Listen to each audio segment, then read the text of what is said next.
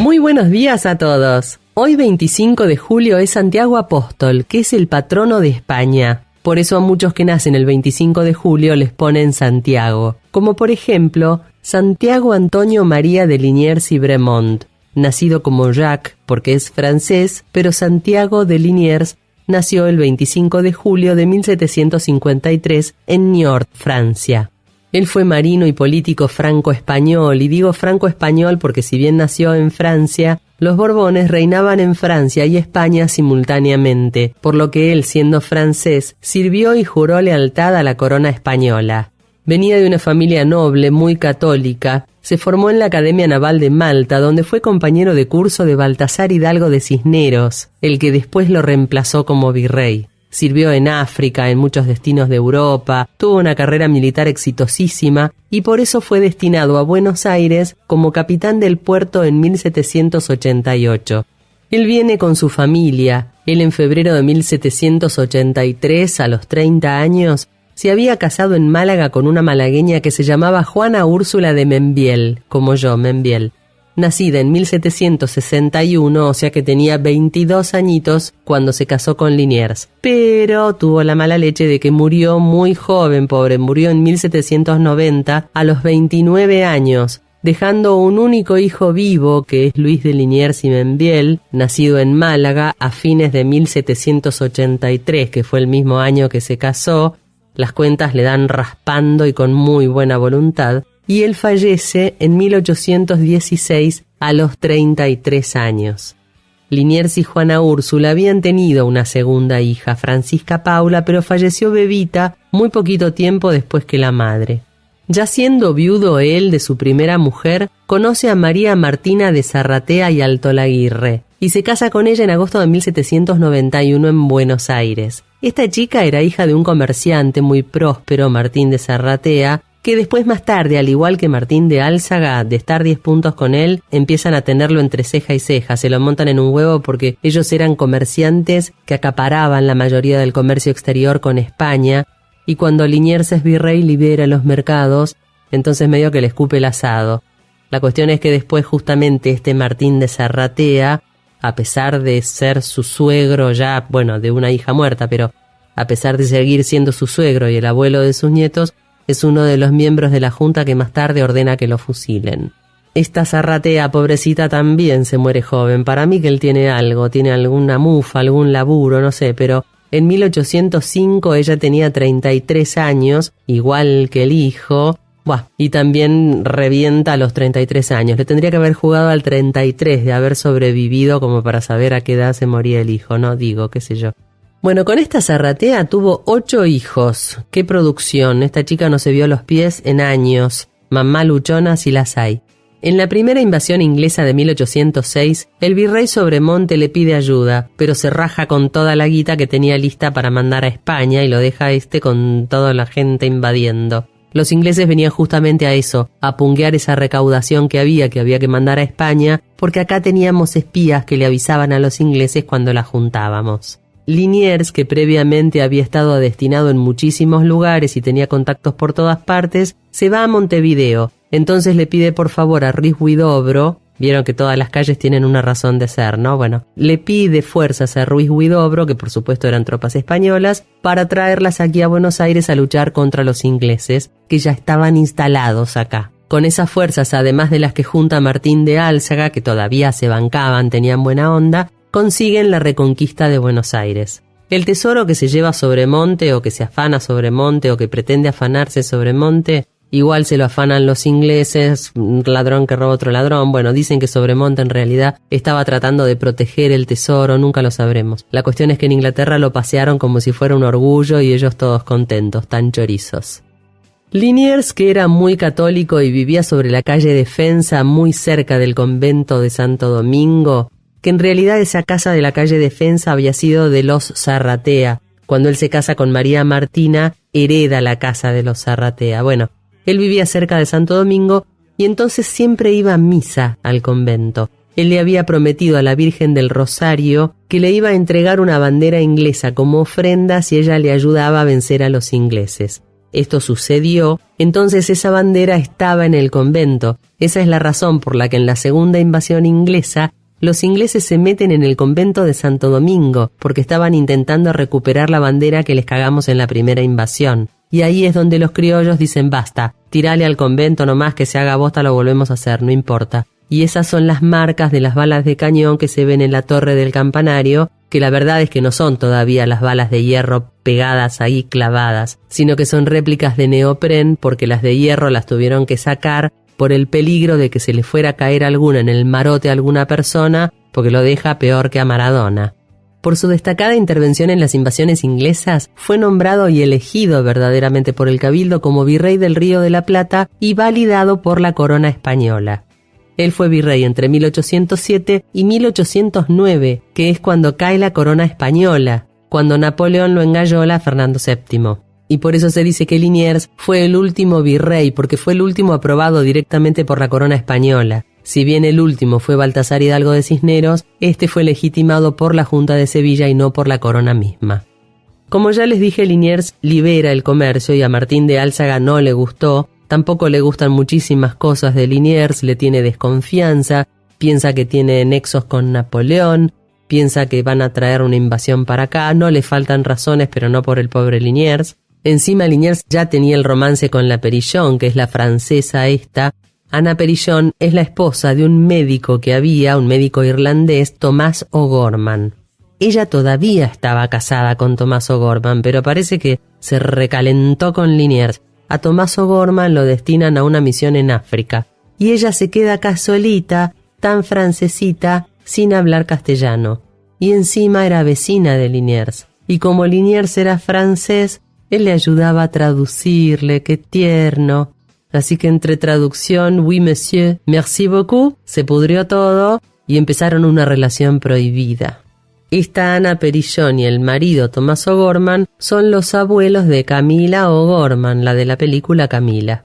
Para empeorar la historia, el hermano de la Perillon era íntimo amigo de Napoleón, y el otro hermano de la Perillon se termina casando con la hija de Liniers, o sea que encima la casaba con un francés, todo mal. Encima Liniers tenía un hermano que era una joyita, tenía la mala leche de que se llamaba igual que él, Santiago. ¿Qué hay en la cabeza de un padre para ponerle a dos hijos el mismo nombre? Este se llamaba Santiago Luis. Este Santiaguito Luis era 4 años mayor que Santiago de Liniers. Y también se vino para acá con la idea de instalar una fábrica de cubitos de carne o cubitos de grasa, es como si fueran cubitos de caldo. Llega a Buenos Aires en 1790 y le alquila la casa a Benito González Rivadavia, que se escribía con B larga al principio, que en realidad él era González, no era González Rivadavia. Rivadavia se llamaba la prima con la que se casó, entonces se clavó el apellido González Rivadavia.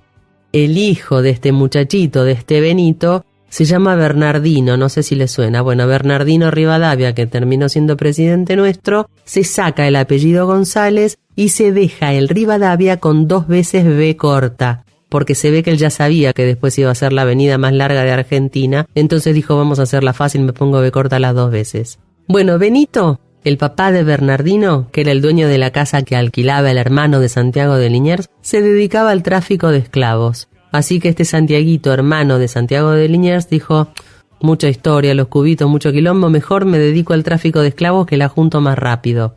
Finalmente de acá lo rajaron, anduvo por todas partes boyando, volvió a Francia a proponerle a Napoleón un plan para invadir la banda oriental, así de ahí pasa e invade el virreinato y desde acá puede invadir Brasil. ¡Qué amor! Por suerte Napoleón no le dio pelota, entonces se fue a Inglaterra a comerles el coco diciéndole que nos dijeran que venían a independizarnos de los españoles para poder invadirnos. Y eso fue lo que dijeron en la primera invasión inglesa. Justamente ese fue el argumento que usaron, así que Santiago Luis y la recalcada idea que tuviste. En 1808 este ser vuelve a Buenos Aires, porque ya que su hermano era virrey, dijo, bueno, hago cualquiera, con mi hermano virrey, zafo, nadie me puede tocar. Entonces empezó a tener negocios, a hacer actos de corrupción, pero por suerte se cagó muriendo en 1809 y no trajo más problemas. Igual crepó unos pocos días antes de que lo sacaran a Santiago como virrey. Por toda la actuación a Liniers, la Junta de Sevilla le otorga el título de Conde de Buenos Aires, pero el cabildo le rechaza este título totalmente ofendido. Con este prontuario que ya venían teniendo consiguen sacarlo, en realidad para poder hacer la revolución y para poder tener el control del comercio nuevamente.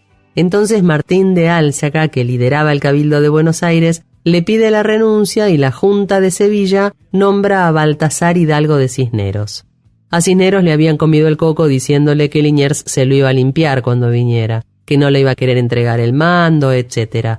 Entonces Cisneros le dice a Liniers: vamos a hacer una cosa, vos me entregás el mando en Montevideo y todos contentos. Y Liniers, que era un señor, le dice: dale, loco, fuimos compañeros de estudios, vení que no pasa nada, no te voy a hacer nada. Vení, Sancito.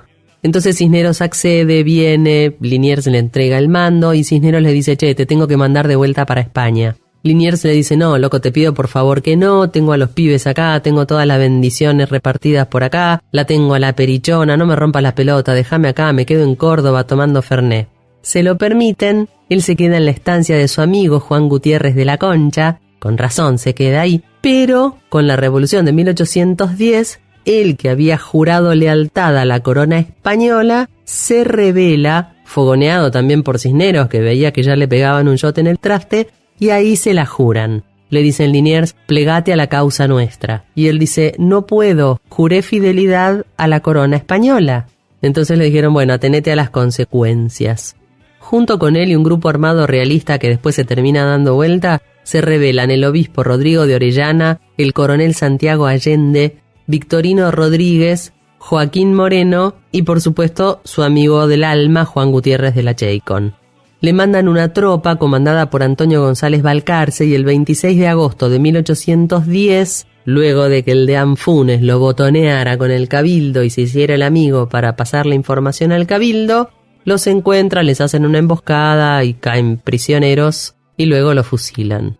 Le habían ordenado a Ortiz de Ocampo fusilarlo, pero este se negó porque había luchado con él en las invasiones inglesas. Entonces Castelli se infló las bolas, lo mandó a fusilar de una y también los guías lo habían traicionado y lo entregaron. Lo fusilan en un lugar que se llama el Monte de los Papagayos, en Cabeza de Tigre, a los 57 años. Él y Gutiérrez de la Concha fueron los únicos que se negaron a vendarse los ojos y él mismo, Santiago de Liniers, fue el que gritó la orden para que les dispararan luego de haber rezado. Se arrodillaron de frente al pelotón, se abrieron la camisa sin la venda y después de haber rezado gritó: ya estamos listos, disparen. Ahora, eran tan chotos y encima las armas eran tan pedorras, eran las que les habían sacado a los ingleses en las invasiones, que a pesar de darle un tiro en la cara y uno en el brazo, él quedó todavía con vida, tirado en el piso convulsionando. Entonces el amoroso de Domingo French, que ya era coronel y que era re pesado, fue el que le terminó el sufrimiento rematándolo de un tiro en el piso. Todos los cadáveres los sepultaron en una zanja que había por ahí cerca y más o menos como para ubicar el lugar, le clavaron una cruz que decía Clamor. Clamor en realidad eran las iniciales de ellos 6: Concha, Liniers, Allende, Moreno, Orellana y Rodríguez. Muchísimos años después, en 1863, recuperan los cuerpos, estaban en un estado que no estaba como para andar separando quién era quién, porque aparte no se los podía reconocer, los cremaron y esas cenizas fueron llevadas a España, al Panteón, tras la protesta de la hija de Liniers, que quería conservar las cenizas de su padre en su bóveda de la Recoleta. Le pidió al presidente Mitre que por favor intercediera, pero no hubo mucho que él pudiera hacer. A raíz de este fusilamiento fue que el hijo mayor también repudió el título de conde de Buenos Aires, entonces en España se lo cambiaron por conde de la Lealtad. Él después dijo: bueno, está bien, sí, lo quiero de vuelta el título de conde de Buenos Aires, y se lo volvieron a dar y le dejaron los dos. Hay un libro que se llama El último virrey, que es la historia novelada de Santiago de Liniers, y una película que se llama Cabeza de Tigre, que también relata la última etapa de la vida de Liniers. Y lo que más me llama la atención de todo este relato es que por una parte uno se encariña, por otra parte justifica lo que pasa después, y uno entiende lo relativas que son las cosas de acuerdo al lugar en donde se pare. Desde la integridad y la capacidad de conservar su palabra hasta lo último, lo rebanco. Hay un barrio en Capital que se llama Liniers, que es conocidísimo. Hay otro barrio en Misiones también que se llama Liniers. Hay una calle en Tigre que se llama Liniers, es una avenida importante. Otra calle en Cava. una plaza en Tigre, en Córdoba hay una escuela y un barrio con su nombre, así como en Montevideo también existe la calle Santiago de Liniers. Y esta fue una reseña nada más de una gran personalidad que tuvo nuestra historia y que merece algo más que un MDM. Espero que les haya gustado y que se hayan entretenido. Les mando un beso enorme y espero tenerlos el sábado que viene en el próximo segmento de Mundo de Mente. Chau, chau.